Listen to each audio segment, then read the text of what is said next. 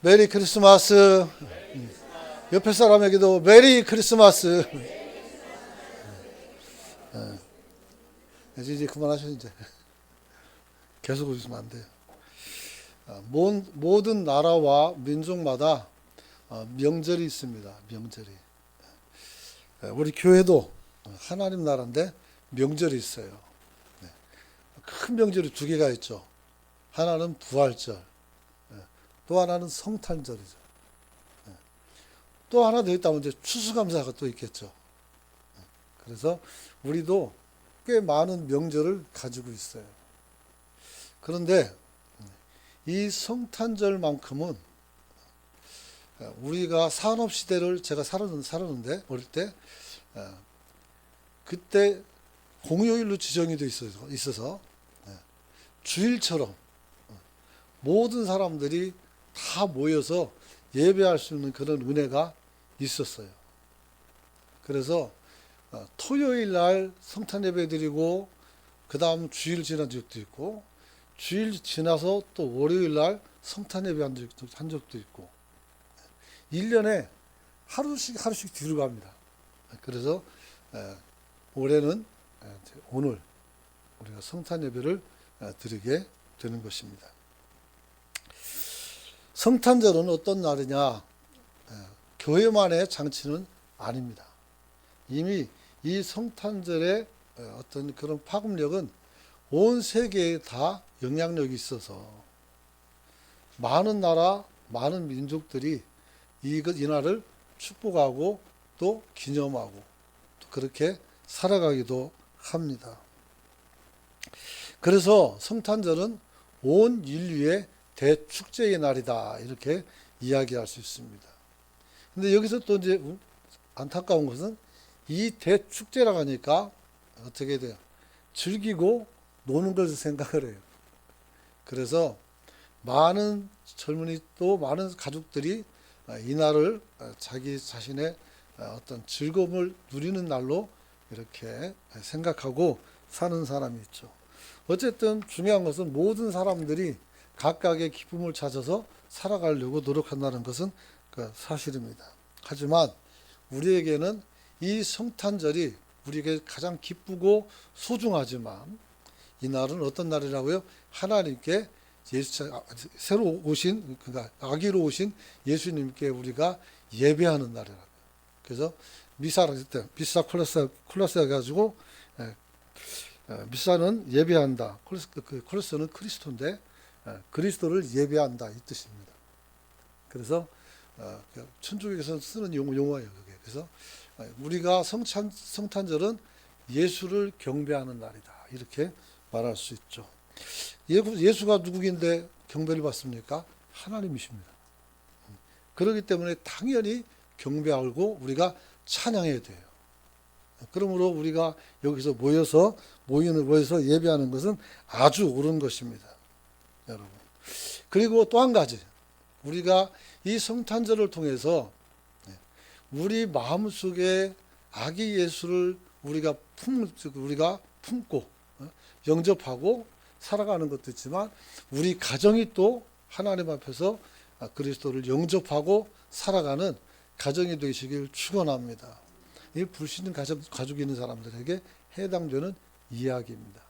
그리고 잘은 모르지만 사람들이 오늘 그저 좋은 날로 생각하고 웃고 떠드는 날이 아니라 이 세상 사람들에게 예수가 이 땅에 오셨다는 이 소식이 그들도 받아들이고 그들도 이날만큼은 하나님께 예배하는 그런 날이다 이렇게 이야기할 수가 있습니다.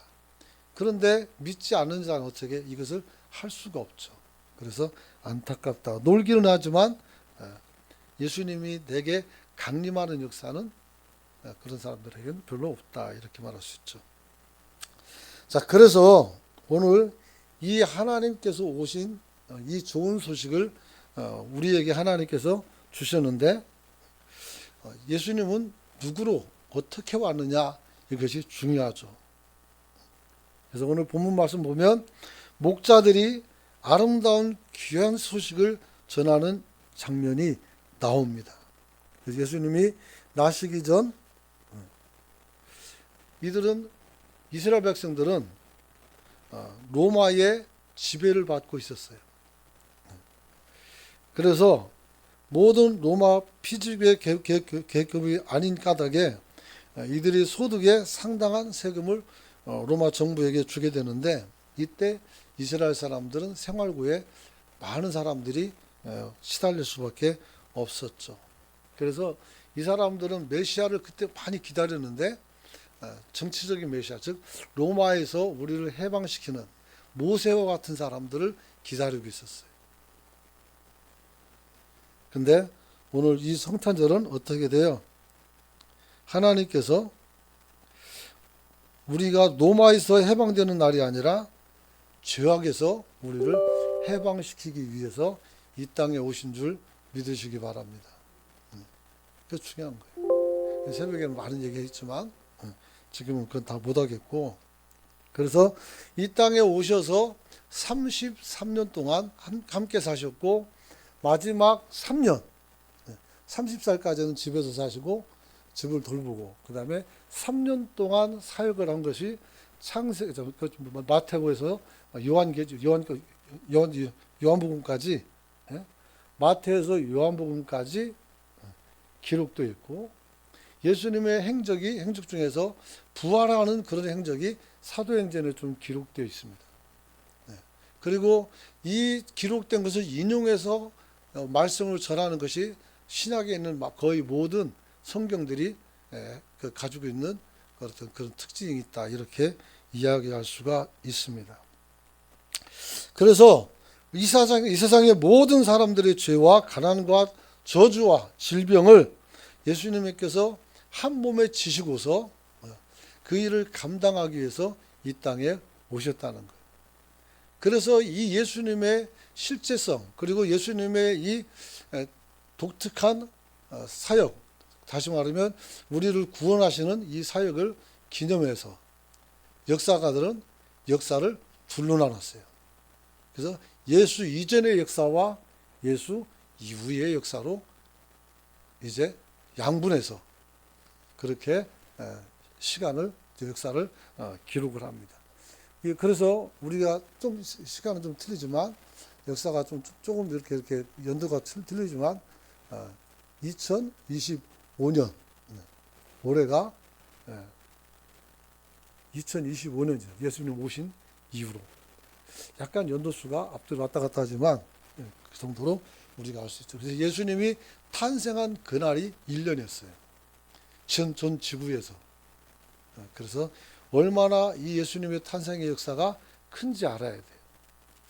성탄절은 그냥 찬양하고 캐롤송 듣고 백화점 가고 선물 받고 선물 주고 이런 것도 참 좋지만, 실제는 어떻게 돼요?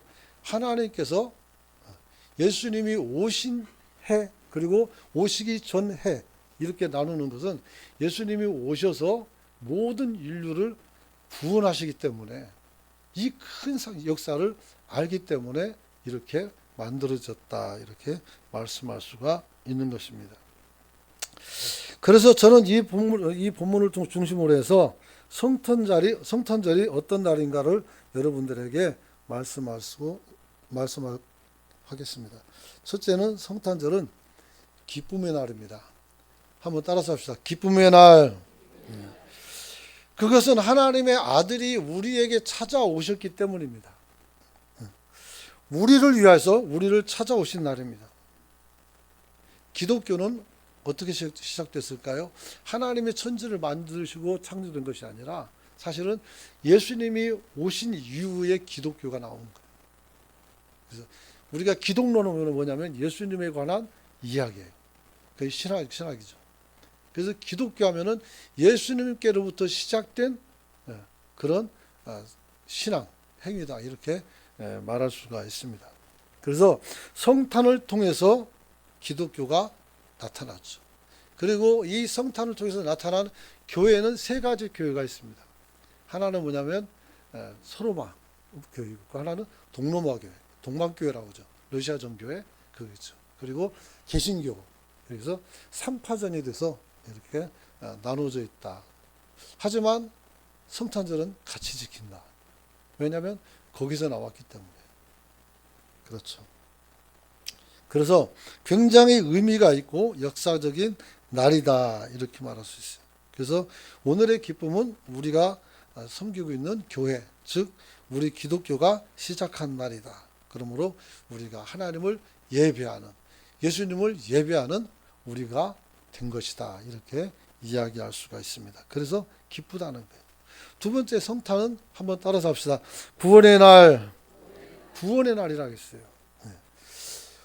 누가복음 2장 11절 보면 오늘날 다윗의 동네에 너희를 위하여 구주가 나셨는지 곧 그리스도 주시니라 그랬어요. 구주가 나셨다. 구주가 뭐예요? 구원하는 주님. 그러니까 우리를 구원하기 위해서 하나님이 이 땅에 오셨다. 이렇게 이야기할 수가 있는 겁니다. 예수님께서 이 땅에 오셔서 행하신 모든 일들은 어떤 사람들은 병 고침만 생각하는데 그렇지 않아요. 어떤 사람은 또 찬양 생각하는데 그렇지 않아요. 병 고침도 있고 찬양도 있어요. 교회 안에는. 그리고 뭐 선교도 있고 다 있겠지만 가장 중요한 것은 한번 따라서 합시다. 나를 구원하시기 위함이다. 그래. 다른 사람이 아니라 나를 구원하기 위해서 오셨다는 사실을 우리가 알기 때문에 우리는 성탄은 구원의 날이다 하면서 기뻐할 수가 있는 것입니다. 그래서 성경이 뭐라고 했어요? 너희를 위하여 누가 나왔어요? 구주가 나셨으니 라고 그랬어요. 그가 곧 그리스도 예수라는 거예요. 그리스도 예수. 여러분. 그러므로 성탄은 우리를 죄와 사탄의 죽음에서 구원하시고 구속하시기 위해서 이 땅에 오신 줄 믿으시기 바랍니다. 그래서 우리가 산업시대 때 보면은 이 성탄절 때 뭐 공장에서 성탄절도 그냥 못 쉬고 일하는 사람도 있고 또 가난하고 연약한 사람들이 많이 있었어요. 그래서 그때는 기부가 굉장히 활성화됐었어요. 지금은 기부가 참 인색하지만 그때는 기부가 정말 활성화했어요. 그래서 교회 청년들이나 어른들이 한 구자 이상씩 후원 계좌를 가지고 있었어요. 저는 맹인교회에 있을 때 거기서 장부랑 들여다보니까 수많은 사람들이, 그것도 돈이 많은 사람이 아니라 가난한 사람들이 10,000원, 20,000원, 또 50,000원 이렇게 하죠. 10만 원짜리도 거의. 근데 그 사람들이 그렇게 헌신을 많이 했어요. 그래서 그때 여러분들이 크리스마스가 따뜻한 것은 그때 당시 사람들의 마음이 따뜻했기 때문이다.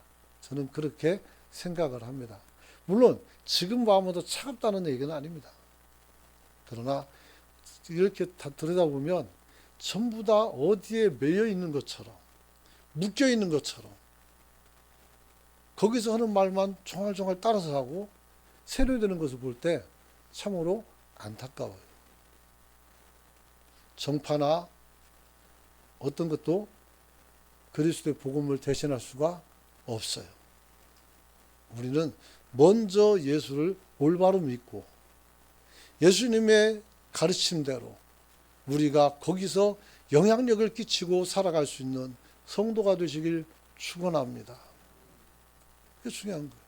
근데 요즘은 그런 게 별로 없어졌어요. 그리고 후원도 잘 안 하고 돌아보기도 잘 않고 그렇죠. 자, 그런 거로 우리가 하나님 앞에서 우리는 하나님을 찬양할 수가 있는 것이죠. 그래서 지극히 높은 곳에서는 하나님께 영광이요, 땅에서는 평화로다 그랬어요. 우리 마음이 따뜻해져야 돼요. 그래야 이 성탄절날 우리가 하나님을 기쁘게 할 수 있는 것이고 이 하나님을 예비하는 거예요. 예수님께서 이 땅에 오실 때 뭐라고 했어요? 나는 섬기름을 받으러 온 것이 아니라 오히려 섬기려고 이 땅에 왔다라고 말씀했어요. 그리고 제자들의 발을 씻겨줬어요. 베드로가 깜짝 놀라서 왜 이러십니까? 내 발은 못 씻습니다. 그러니까 뭐라고 해요? 내가 이렇게 하지 않으면 너와 상관이 없다는 거예요. 뭔 상관이 있어요? 하나님께서 지금 베드로를 사랑하고 나보다 더 낮은 사람이지만 그를 소중히 여기고 그를 섬기는 모습. 오늘 이것이 여러분 안에 있기를 축원합니다. 축원합니다. 그런 거죠. 그리고 성탄절은 어떤 날입니까? 한번 따라서 합시다. 평화의 날. 14절 보니까 지극히 높은 곳에서는 하나님께 영광이요 땅에는 기뻐하심을 입은 사람들 중에 평화로다 이랬어요. 그렇죠. 우리가 평화가 일어나는 건 어떻게 될까요? 물이 한쪽에만 쌓이고 다른 쪽에 가뭄이 있으면 어떻게 됐어요? 쌓이는 쪽은 어떻게 댐이 무너질까 겁나야 되고 없는 사람들은 물이 없으니까 고단해야 됩니다. 그래서 수문을 열어서 어떻게 돼요? 물을 흘려 보내야 돼요. 그래야 지류를 타고 논밭으로 물이 흘러 들어가고 거기서 농부들이 풍년가를 부를 수가 있는 거란 말이에요. 우리가 하나님 앞에서 말씀을 듣고 여러분들이 성경을 많이 안다면 이것을 어떻게 해야 돼요? 여러분의 마음을 열고 또 강같이 또 조그만 개천처럼 주류에도 여러분의 사랑이 여러분이 드리는 하나님의 헌신이 여러분들 안에 나타날 수 있는 그런 우리가 되시길 축원합니다. 적어도 오늘만이라도 우리가 원수된 사람 없이 우리가 어려운 사람 없이 내 주변에서 우는 사람 없이 오늘만이라도 이 사람들이 평안하게 오늘을 살 수 있도록 우리가 편안함을 줄 수 있기를 축원합니다. 여러분의 원수를 용서해 주세요. 여러분에게 빚진 자에게 마음을 어떻게 돼요? 가볍게 해달라고 여러분들이 수고를 해주셔요. 그러면 충분히 그런 것들이 가능할 수 있다 이렇게 말할 수 있습니다. 자, 그렇다면 주님은 이 성탄에 어떤 모습으로 우리에게 오셨을까? 주님은 우리에게 평화를 주기 위해서 평화의 왕으로 오셨다 이렇게 말할 수 있어요. 평화의 왕. 여러분, 세상의 모든 왕들은 자기의 권력과 그 나라의 힘과 이득을 위해서 뭐합니까?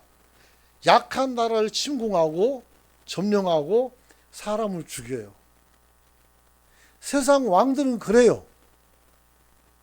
아니 우크라이나하고 러시아하고 그냥 사이좋게 살면 되는데 뭘 하고 전쟁을 일으켜가지고 몇 년 동안 이 고생을 시키고 어떤 사람 얘기 들어보니까 사실상 3차 대전이 일어났다는 이런 무시무시한 소리를 우리가 듣게 하냐고요. 세상의 왕이나 세상의 권세자들은 자기 것을 지키기 위해서 어떻게 돼요? 사람들을 해쳐요. 힘이 있는 사람은 그 힘을 가지고 하고 힘이 없는 사람은 어떻게 돼요? 말을 가지고 좋지 않은 언어로 사람들에게 상처를 줍니다. 그러나 오늘 이 날은 무슨 날이에요?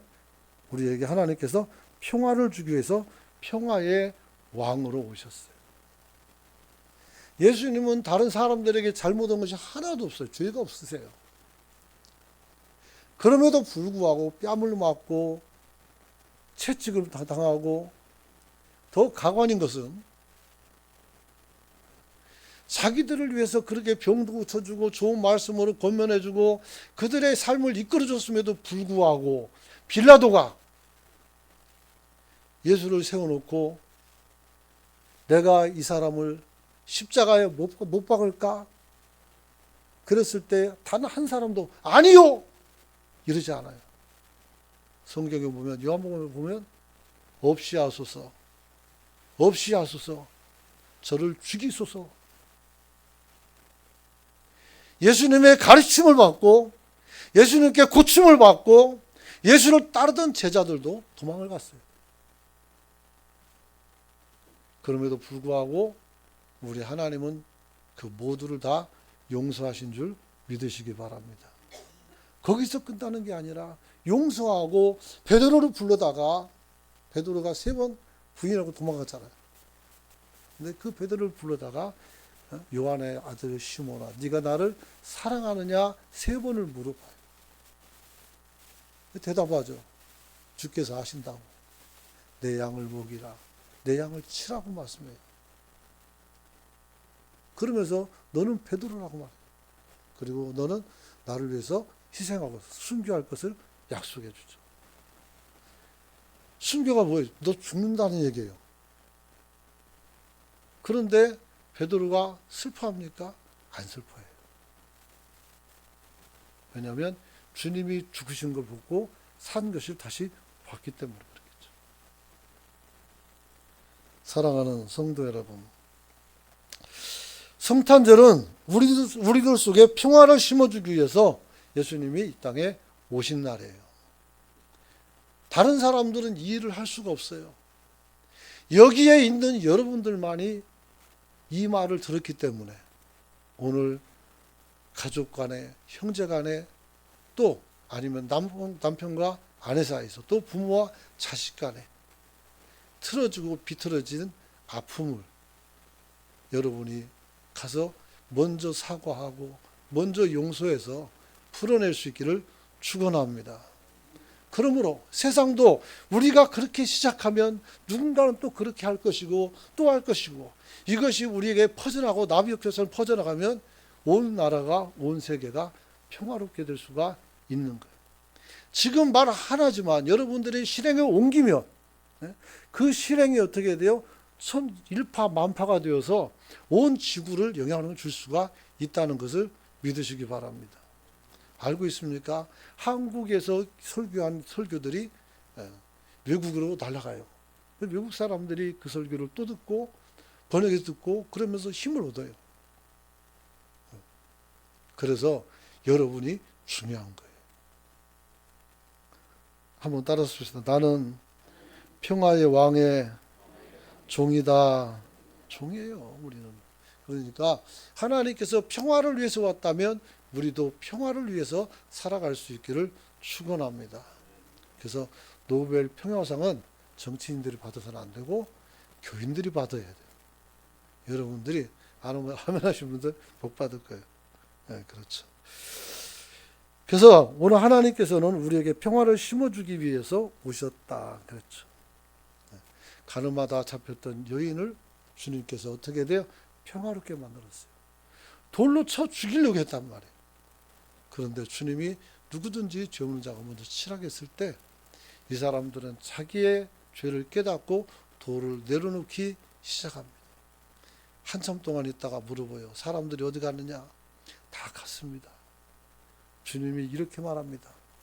나도 너를 정죄하지 않을 것이다. 나도 너를 정죄하지 않는데. 이게 하나님이 이 땅에 오신 이유란 말이에요. 여러분, 오늘 우리가 주님께서 이 일을 누리게 하기 위해서 아무것도 모르는 마리아라는 처녀를 붙잡아서 그 안에 잉태케 하고, 그리고 예수님이 그 통로를 통해서 나오게 하시는 큰 역사를 이루신 줄 믿으시기 바랍니다. 마지막으로, 그럼 누가 평화의 왕인 예수님을 만나 영접했을까? 예수님을 만난 사람들의 공통점이 있는데 그들 모두 다 어떻게 돼요? 예수님을 사모하는 사람이었어요. 삭개오는 키도 작고 세리장이라서 사람들에게, 키도 작은 사람들이 멸시하는데 이 사람은 세금을 뜯어가는 사람이기 때문에 사람들이 정말 싫어해요. 창기처럼 여긴단 말이에요. 그런데 그 삭개오가 키가 작으니까 나무 위에 올라가서 예수님을 보려고 했을 때 주님께서 찾아오셔요. 다른 사람이 쭉 연도에 있는데 갑자기 삭개오 쪽으로 들어오시더니 내려와라. 그러면서 내가 너희 집에 가서 하루 있어야 되겠다. 이렇게 말씀하죠. 그래서 삭개오는 졸지간에 예수님을 집안에 모시는 큰 은혜를 입은 거예요. 그리고 그 만남 속에서 삭개오는 더 이상 이제 어떻게 돼요? 세리장이가 아닌 하나님의 백성으로 변하게 되는 거죠. 그래서 내가 다른 사람들에게 토색한 것 있으면 내가 배나 갚겠다라고 약속을 하죠. 그래서 이 사람도 아브라함의 자손이다, 이렇게 이름을 얻게 되는 것을 보게 됩니다. 여러분, 본문에 목자들이 예수님을 만났고 동방목사 세 사람이 예수님을 만났습니다. 시몬이라는 사람도 만났죠. 뿐만 아니라 84년 동안 과부되고 84년 동안 성전에서 주야로 금식감이었던 한 여성도 예수님을 만납니다. 탄생한 예수님을 만납니다. 여러분, 그렇지만 못 만난 사람도 있어요. 누굴까요? 예수님의 생명을 찾았던 헤롯 왕과 율법사들은 태어난 예수님을 볼 수가 없었습니다. 왜냐하면 하나님이 그들을 가렸기 때문입니다. 그들은 종교인이고 성경을 외우고 살며 성경을 가지고 법률을 가지고 그대로 살아가는 어쩌면 굉장히 훌륭한 사람들입니다. 그러나 이 사람들은 너무 자기가 훌륭해서 하나님의 필요가 없었는지 몰라도 그들은 항상 주님께 책망을 듣습니다. 회칠한 무덤이라고 해요. 요한은 독사의 자식이라고 말하거든요. 그렇게 해서 욕을 먹죠. 왜 그랬을까요? 충성은 내가 아는 것으로 충성하는 것이 아니라 하나님이 원하는 것으로 충성을 해야 돼요. 내가 막 하면 어떻게 내 일인 거예요. 그러나 하나님이 우리 주신 일을 우리가 하면 그것이 올바른 충성이 되는 것이다. 이렇게 말할 수가 있죠. 그렇죠. 많은 사람들이 예수님을 만났고 그 이후에 주님께서 사역을 할 때 많은 사람들이 구름대처럼 예수님을 만났어요. 그가 베푸신 기적과 능력을 사람들은 알았었고 또 주님께서 행했던 여러 가지 새로운 하나님의 말씀 이런 것들은 정말로 큰 반향을 일으켰습니다. 그리고 십자가를 지고 골고다 산으로 끌려고 가는 모습들도 군중들은 쳐다보고 있었어요. 여러분, 보는 것이 중요한 게 아닙니다. 이제 우리가 하나님 앞에서 우리가 예배드리고 우리가 교회에 앉았지만 더 중요한 것은 주의 말씀을 듣고 여러분들이 그 말씀을 가지고 세상 속에서 살아가는 저와 여러분이 되시길 축원합니다. 축원합니다. 말씀하시려고 합니다. 예수님은 실로 승리와 겸손과 평화의 왕으로 이 땅에 강림하셨습니다. 이스라엘 백성들은 예수 그리스도를 열광적으로 환영해야 마땅했습니다. 왜요? 자기들이 기다리던 메시아였기 때문에요. 그런데 막상 메시아가 오니까 어떻게 돼요? 누군지 모르는 거예요. 누군지 몰라요. 심지어는 예수를 죽이려고 모의한 사람들이 누구냐면 메시아를 가장 대망하고 기다렸던 율법사들이었어요. 그래서 한 사람이 죽어서 우리가 편하게 되면 그것도 큰 복이다 하면서 예수를 죽이기로 작정하고 그때부터 유다를 설득해서 예수를 팔게 하고 없는 죄를 만들어서 채찍으로 때리고 이런 것을 했다는 것을 우리가 알 수가 있죠. 오늘도 마찬가지죠. 오늘날 예수님이 누군가에게 박대를 당한다면 불신자들이 아니라 우리 자신들이 될 수도 있다는 것을 알아야 돼요. 우리가 하나님 앞에 인색하고 우리가 신앙생활하면서 인색하고 우리가 희생하는 것을 싫어하고 대접받는 것만 좋아한다면 우리도 어느 순간 바리새인이다 이렇게 말할 수가 있는 것입니다. 그러므로 이제는 아버지께서 우리가 하나님을 보내주셨으니 우리가 그를 평화의 왕으로 받았다면 우리도 평화의 왕의 신하가 되어서 자녀가 되어서 이 땅에 평화를 만들어가는 성도가 될 수 있기를 축원합니다. 쾌락이 아니라 평화입니다. 기도합니다.